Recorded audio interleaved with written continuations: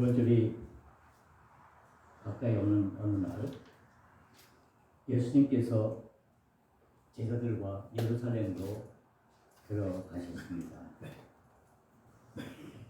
오늘 요한복음 2장 13절에서 25절에 있는 말씀은 예수님이 성전 정화의 이야기입니다.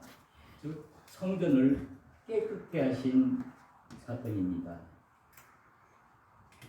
바로 예수님께서 이 성전에 들어가시자마자 그 눈앞에 벌어지고 있는 성전의 모습을 보았습니다. 오늘 본문에 보면은 그 성전 안에서 많은 사람들이 모여서 소와 양과 비둘기 파는 사람들이 있었고 또 많은 사람들이 돈을 바꾸는 그런 모습이 있었습니다. 예수님께서는 이 모습을 보시고 노끈으로 채찍을 만드시고 그 양과 소, 그 모든 짐승들 내쫓으시고 그리고 돈 바꾸는 사람들의 그 돈을 다 쏟아버리고 산을 엎으셨습니다. 예수님께서 분노하신 것입니다. 우리는 예수님의 분노의 모습을 오늘 이 성전 정화의 모습을 통해서 볼 수가 있습니다. 이 성전에서 지금 벌어지고 있는 일은 물건을 파는, 즉 짐승을 파는 일과 돈을 바꾸는 일들이 일어나고 있습니다. 왜 이런 일이 벌어질까요? 이스라엘 백성들 중에 성인 남자들은 1년에 3번 의무적으로 예루살렘 성전에 찾아가 거기서 제사를 드려야 됩니다. 그런데 먼 곳에서 그 예루살렘에 가서 예배 드리기 위해서는 제물을 갖고 와야 되는데 먼 데서부터 소나 양이나 염소를 가져갈 수가 없습니다. 그래서 간편하게 돈을 갖고 가서 그 성전에서 그 돈으로 제물을 삽니다. 양도 사기도 하고 소도 사기도 하고 염소를 삽니다. 그리고 그들이 가지고 온 돈을 바꾸어야 또 그 돈으로 그 제물들을 살 수 있기 때문에 이 성전 안에서 지금 벌어지고 있는 것은 제물을 사고 파는 일, 돈을 바꾸는 일들이 있던 것입니다. 그런데 이 성전 안에서 이 장사를 하는 사람들은 유대인들의 아주 높은 지위에 있는 사람들입니다. 그 사람들은 여기서 양을 팔고 염소를 팔고 하는 재물을 팔 때 그 가격대로 정상적으로 가격을 매기는 것이 아니라 몇십 배의 홍리를 취하면서 그것들을 팔았습니다. 돈을 바꿀 때도 그냥 바꿔주는 것이 아니라 더 많은 돈을 요구하고 적게 돈을 주고 하는 그런 일들이 벌어지는 것입니다. 이것으로 인해서 성전이 황폐해진 그 모습을 보고 예수님께서는 분노하신 것입니다. 거룩해야 할 성전이 장사하는 곳으로 변했기 때문에 예수님께서 화가 나셔서 노끈으로 채찍을 만드시고 거기서 그것을 휘두르면서 거기에 있는 모든 사람들을 내쫓았습니다. 그러면서 예수님께서 말씀하시기를 내 아버지 집으로 장사하는 집으로 만들지 말라라고 오늘 성경 본문에 말씀하고 있습니다. 그러면서 예수님께서 말씀하십니다. 19절에 있는 말씀입니다. 예수께서 대답하여 이르시되 너희가 이 성전을 헐라 내가 사흘 동안에 일으키리라. 예수님께서 그 성전을 뒤엎으신 후에 거기에는 많은 모여있는 사람들에게 하신 말씀이 너희들 이 성전을 헐라 내가 사흘 만에 이 성전을 다시 짓겠다.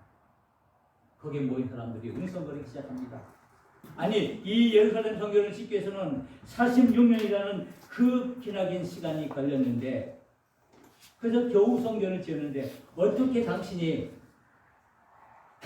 누구인데 이 성전을 사흘 만에 지을 수 있습니까? 라고 말씀하고 있습니다. 예수님께서 이 말씀을 하신 것은 예수님의 죽음과 예수님의 부활을 예고하는 장면입니다. 오늘 이 요한복음 2장 13절에서 25절의 말씀을 통해서 예수님과 성전과의 관계가 어떤 관계인가를 우리에게 말씀해 주고 있습니다. 이스라엘 백성들에게는 두 가지 중요한 유물 두 개가 있습니다. 하나는 성전이고 하나는 법궤입니다. 우리가 이 성전은 보통 우리가 템플이라고 말하죠.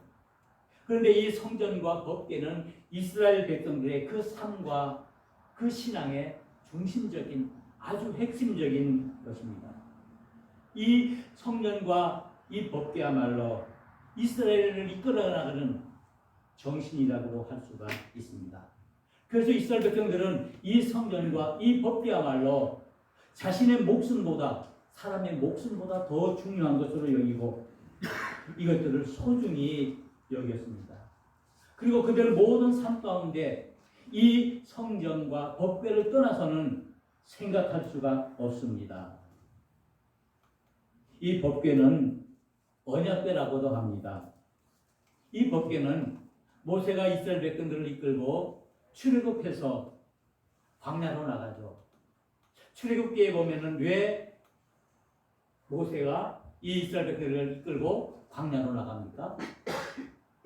그 목적은 하나님께 예배하기 위함입니다. 예배하기 위해서 이스라엘 백성들을 이끌고 그 애굽에서 출애굽해서 이제 홍해를 건너고 광야로 들어왔습니다. 하나님께서 이 이스라엘 백성들을 이끌고 있는 것입니다. 낮에는 구름 기둥으로 밤에는 불 기둥으로 이스라엘 백성들을 이끌고 있는데 하나님께서 모세에게 명령하십니다. 너는 성막을 지어서 그곳에 지성소와 성소를 만들어 그 지성소 안에는 법궤를 만들어서 그것을 보관해라. 그 법궤는 내가 거하는 곳이다. 즉 이 법궤는 하나님의 임재를 상징하는 물건입니다. 그리고 이 법궤는 하나님의 영광을 드러내는 물건입니다. 그러기에 이 이스라엘 백성들에게 있어서 이 법궤야말로 정말 목숨보다도 정말 소중한 것입니다. 그래서 하나님께서 이 모세에게 명령합니다. 이 법궤를 아카시아 나무로 만들고 그리고 거기 금을 씌워서 그리고 그 법궤 속에는 만나와 그리고 십계명 두 돌판과 그리고 아론의 쌍난 지팡이를 거기다 보관하라고 이야기합니다.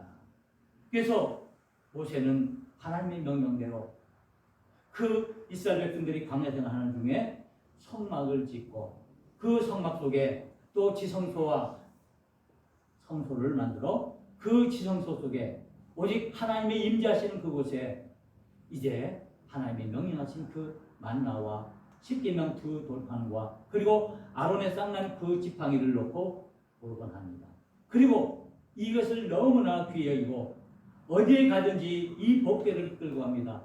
광야 생활을 하면서 계속 장소를 옮길 때마다 이 법궤를 앞세워서 이제 이동하게 됩니다. 전쟁에 나갈 때도 이 법궤를 앞세우고 나갑니다. 왜냐하면 이 법궤는 하나님의 임재, 하나님을 상징하기 때문입니다. 하나님이 계시는 곳, 바로 그것이 이 법궤이기 때문에 이 이스라엘 백성들은 이 법궤와 함께 그들의 삶을, 그들의 신앙을 함께 했던 것입니다. 우리가 이 법궤의 역사를 보면 아주 재밌습니다. 처음에는 이스라엘 백성들이 이 법궤를 만들고 잘 보관하고 잘 간수하다가 블레셋과 싸움을 하게 됩니다. 아멕이라는 곳에서 전투를 하는데 그곳에서 전투를 하다가 이 블레셋군에게 져서 이 법궤를 뺏기고 맙니다. 그래서 이 블레셋 백성들은 이제 전쟁에서 이기면서 그 법궤를 빼앗아서 자기 영토로 들어갑니다. 그래서 자신들이 섬기는 그 다곤 우상 신상에다가 그 법궤를 놓아줍니다.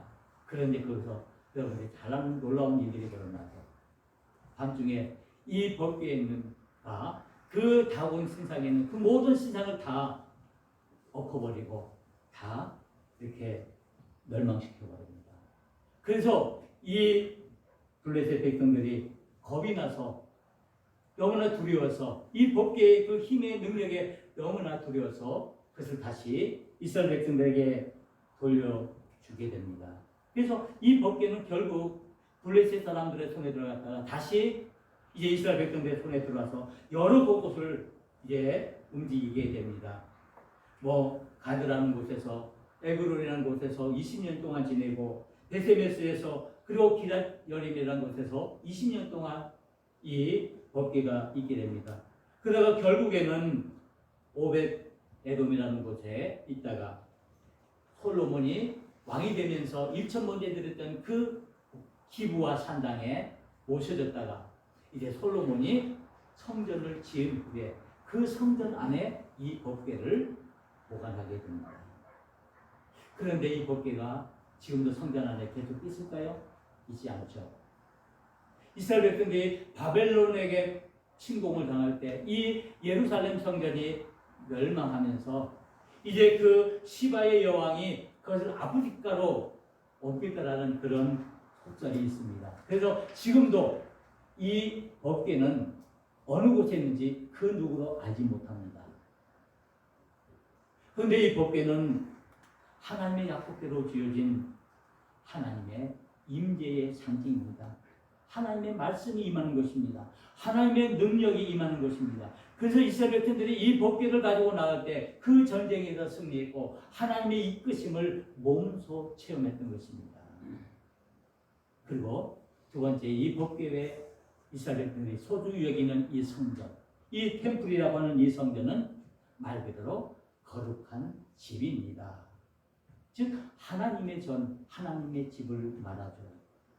오늘 요한복음 2장에서 말하는 것처럼, 예수님께서 말하는 것처럼 내 아버지의 집, 바로 이 성전을 의미하는 것인데, 이 이스라엘 백성들에게 있어서 이 성전이란 이 공간이야말로 정말 소중하고 귀중한 공간입니다.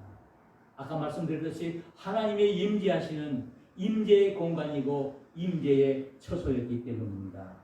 그래서 이 성전이야말로 모든 이스라엘 백성들의 신앙의 공간이고 그들의 삶의 공간이었습니다. 이 성전 역시 하나님께서 모세를 통해서 이스라엘 백성들을 출애굽시켰을 때 그 출애굽 때 그 40년의 광야를 통해서 아까 말씀드린 그 성막을 지었고 그 성막이 이제 사사시대에 오면서 이제 회막이라는 이름으로 바뀌어서 그곳에서 모여서 하나님께 제사를 드리게 됩니다. 그런데 다윗이 왕이 되면서 가장 큰 소원이 무엇이었습니까? 하나님이 거하시는 성전을 짓는 것이었습니다. 그래서 그가 많은 물질을 모으고 많은 그 건축 재료들을 모아서 성전을 지으려고 마음을 먹었습니다. 그런데 하나님께서 이 다윗에게 이 성전 짓는 것을 허락하지 않았습니다. 왜 그렇습니까? 피를 많이 흘렸기 때문입니다. 많은 전쟁을 통해서 많은 사람들의 피를 흘렸게 했기 때문에 하나님께서 성전 짓는 것을 이 다윗에게 허락하지 아니하고 누구에게 그것을 물려줍니다. 다윗이 아들인 다음 왕인 솔로몬에게 와서 이 성전을 짓게 됩니다. 솔로몬이 가장 큰 업적 중에 하나가 바로 이 성전을 지었다는 것입니다. 이스라엘 백성들을 흩어진 그 12지파의 모든 나라들을 통일시키는 통일 왕국을 이룩하기로 했지만은 또 하나는 뭐냐면은 성전을 지었다는 것. 그리고 그가 성전을 지으면서 그가 솔로몬 왕궁도 짓죠. 왕궁을 13년에 걸쳐서 왕궁을 지었고 7년간에 걸쳐서 이제 이 솔로몬 성전을 짓게 됩니다. 이 솔로몬이 지은 이 성전, 이 성전이야말로 하나님이 임재하시는, 하나님이 거처하시는, 하나님을 만나는, 하나님께 예배하는 그런 장소로 세워진 것입니다.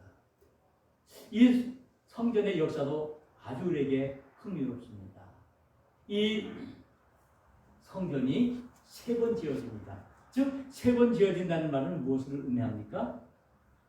결국 세 번 무너진다는 말입니다. 제1성전이 뭐냐면은 솔로몬 성전입니다. 솔로몬이 왕이 되면서 이제 아버지 다윗이 준비해놓은 그 모든 그 재물과 재산과 그 모든 준비물을 가지고 성전을 지었습니다. 7년 동안 걸쳐서 이 성전을 지어서 그 이후에 많은 이스라엘 백성들이 이 성전을 거기서 하나님께 제사하며 하나님을 만나고 하나님께 영광을 돌리는 거룩한 장소로 내려왔습니다. 그런데 우리가 이스라엘 역사를 보면은 이스라엘 왕국 500년의 역사를 보면 그 중에 이제 북이스라엘이 이제 바벨론의 침입을 받고 멸망을 하게 됩니다. 그때 이 솔로몬이 지은 이 예루살렘 성전이 무너지게 됩니다. 그것이 BC 587년 느부갓네살에 의해서 이 북이스라엘이 망할 때 이때 이 성전이 회파가 됩니다. 그러면서 이스라엘 백성들이 어디로 끌려갑니까? 바벨론으로 끌려가서 70년 동안 노예 생활을 하게 되죠. 그러다가 70년 이후에 이스라엘 백성들이 1차, 2차, 3차에 거쳐서 다시 예루살렘으로 귀환하게 되는데 그때 스룹바벨이라는 사람이 이 관리가 이제 예루살렘에 들어와서 그 성전을 다시 재건축하게 됩니다. 이때가 언제냐면은 BC 63년입니다. 그래서 그 성전에서 이스라엘 백성들이 다시 모여서 하나님께 예배하고 하나님께 제사 드리는 그런 일을 했습니다. 그러다가 이 성전 역시 스룹바벨이 지은 그 성전 역시 로마의 폼페이우스 황제에게 망하고 맙니다. 그래서 그 성전이 다시 무너집니다. 성전이 두 번 솔로몬 성전 그리고 스룹바벨 성전이 지어졌지만 결국 그 성전 모두 다 무너지는 그런 일을 당하게 됩니다. 그래서 이스라엘 백성들이 이제는 로마에 들어가게 됩니다. 로마가 이제 이 헤롯이 이 이스라엘 백성들을 달래기 위해서 그들을 이제 식민지로 삼고 그 민족을 잘 다스리기 위해서 다시 이 예루살렘 성전을 지어주기로 약속하고 그 성전을 다시 짓습니다. 그것이 제 3차 성전입니다. 그러니까 솔로몬 성전, 스룹바벨 성전, 헤롯 성전 그렇게 이 성전이 세 번 지어지는데 이 세 번째 지어진 이 헤롯 성전 역시 예수님의 예언처럼 돌 위에 돌 하나도 남지 않는 그런 멸망을 당하게 됩니다. 그래서 그 헤롯 성전 역시 AD 그는 70년에 이제 완전히 회파가 되었습니다. 지금 이 성전이 남아있을까요? 저는 아마 성지순례를 안 해봐서 잘 모르겠는데 성지순례함들이 이스라엘 가면 가장 먼저 가는 곳이 어디입니까? 통곡의 벽. 그죠? 통곡의 벽이 뭡니까? 이 헤롯 성전이 이 AD 70년 로마의 디도 장군에게 멸망당할 때 큰 점만 남긴 서쪽 벽면만 남아있는 거죠. 그것이 바로 통곡의 벽이 돼서 지금도 이스라엘 백성들과 모든 유대인 기독교인들이 그곳에 가서 하나님의 그 은혜를 빌며 기도하는 그런 곳이 되었습니다. 결국 이 성전에 이런 역사를 가지고 있는 것입니다. 이와 같은 성전은 무엇을 말합니까? 이 성전은 어디에 지어졌습니까? 우리가 아브라함이 창세기 25장에 보면 아브라함이 자기 독자 이삭을 모리아산에서 바칠 때 그를 죽이려고 제물을 바칠 때 하나님께서 그것을 말했었고 그로 인해서 이가 믿음의 아버지가 되었죠. 바로 아브라함이 이삭을 드리던 그 모리아산 그 제물을 바쳤던 그 자리에 바로 이 예루살렘 성전이 계속적으로 지어져 왔습니다. 그러기에 이 예루살렘의 터는 그야말로 매우 의미가 있는 것이고 결국에는 이 터에서 예수님께서 십자가를 지시고 돌아가시는 그런 사건이 벌어지게 되는 것이죠. 바로 이 성전이야말로 하나님의 임재하시는 임재의 표전이고 하나님께서 이스라엘 백성들을 만나주시는 그 만남의 장소인 것을 우리에게 보여준 것입니다. 그러기에 이 이스라엘 백성들에게 있어서 그들의 삶의 중심은 바로 이 성전이며 또한 이 법궤였습니다. 그래서 이 이스라엘 백성들은 이 성전에 머무는 것이 가장 큰 소원이고 소망입니다. 지금도 이스라엘 백성과 유대인들, 많은 기독교인들이 이 예루살렘의 성전에 찾아가 거기서 하나님께 제사 드리기를 예배하기를 원하죠. 그러나 지금은 그런 형편이 아니죠. 그렇다면 이스라엘 백성들에게 이 성전은 무엇입니까? 이 성전은 하나님의 임재하시는 곳이기에 이스라엘 백성들은 이 성전을 통해서 거룩한 하나님의 임재를 체험하는 하나님을 만나는 만남의 장소입니다. 그래서 이 성전을 통해서 하나님께 자신의 모든 죄들을 고백하고 하나님의 그 축복을 받는 그곳입니다. 그래서 이스라엘 백성들에게 이 성전이야말로 그 어떤 것보다도 소중하고 귀중한 것입니다. 그렇다면 오늘 우리는 이 성전의 의미를 말씀을 통해서 우리가 생각해 봅니다. 구약 성경이나 신약 성경을 통해서 계속적으로 우리에게 말하는 것은 이 성전은 첫째 하나님께 제사하는 것입니다. 하나님께 예배하는 것이라는 것입니다. 이 성전의 의미는 하나님의 집이라는 뜻입니다. 하나님이 거처하시는, 하나님이 거하시는, 그래서 하나님 만나서 그 하나님께 제사하는 그곳이 바로 이 성전입니다. 그래서 제사함으로 하나님의 영광을 드러내고 하나님을 찬양하는 것입니다. 이 제사는 오늘 우리에게 있어서 무엇을 의미합니까? 예배를 의미합니다. 바로 예배하는 곳이 바로 하나님의 임재하시는 곳입니다. 하나님의 임재하시는 곳을 우리는 하나님께 예배하는 것입니다. 그래서 우리는 하나님 앞에서 우리 자신들의 죄인됨을 고백하고 우리가 진정으로 하나님 앞에 그 진정한 용서의 은혜를 입음으로 말미암아 그 속에서 하나님의 은혜를 누리는 귀한 삶을 살아가게 되는 것입니다. 성전이야말로 하나님이 거하시는, 하나님이 임재하시는 것입니다. 그리고 이 성전은 하나님 앞에 헌신하는 곳입니다. 하나님 앞에 드리는 곳입니다. 이 성전에서는 제가 말씀드린 것처럼 아브라함이 그의 독세 이삭을 드렸던 그 모리아산 그곳에 이 성전이 지어졌고 그 성전터 위에 예수님께서 십자가를 지시고 피 흘리신 구원의 장소가 되었던 것입니다. 그래서 이 성전터야말로 이 성전이야말로 하나님께 우리의 몸을 드리는, 우리의 몸을 헌신하는, 우리의 몸을 희생하는 그 희생의 장소가 된 것입니다. 우리는 하나님 앞에 드리기 위해서 하나님의 존전 앞에 나와야 합니다.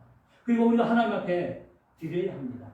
그러므로 말미암아 우리는 그 성전을 통해서 회복의 은혜를 입게 됩니다. 바로 이 성전은 회복의 장소입니다. 하나님을 만남으로 인해서 우리와 하나님과의 깨졌던 그 관계, 죄로 인해서 깨졌던 그 관계를 다시 회복함으로 하나님이 주시는 그 은혜를 입게 되는 것입니다. 우리는 하나님께 우리의 몸을 희생함으로, 우리의 몸을 헌신함으로 우리가 그 은혜로 말미암아 우리가 하나님이 주시는 그 회복의 은혜를 우리가 체험하게 되는 것입니다. 구약에 보면은 이스라엘 백성들이 하나님 앞에 제사를 드리기 위해서 5가지의 번제를, 예물을 드렸죠. 제사를 드렸죠. 번제, 소제, 화목제, 속건제, 그리고 속죄제. 이런 제사를 통해서 하나님께 제사를 드립니다. 제사를 드리는 이유가 무엇입니까? 그래서 우리의 죄를 온전히 태워버리고 그리고 우리가 하나님께서 주시는 그 은혜를 입음으로 말미암아 하나님의 그 은혜를 회복하는 그 회복의 의미를 말합니다. 오늘 우리는 하나님께 예배를 드립니다. 오늘 이 시간 저와 여러분들이 하나님 앞에 나와 예배를 드리고 있습니다. 하나님 전에 나와 예배를 드리고 있습니다. 우리가 예배를 드리는 그 이유가 무엇입니까?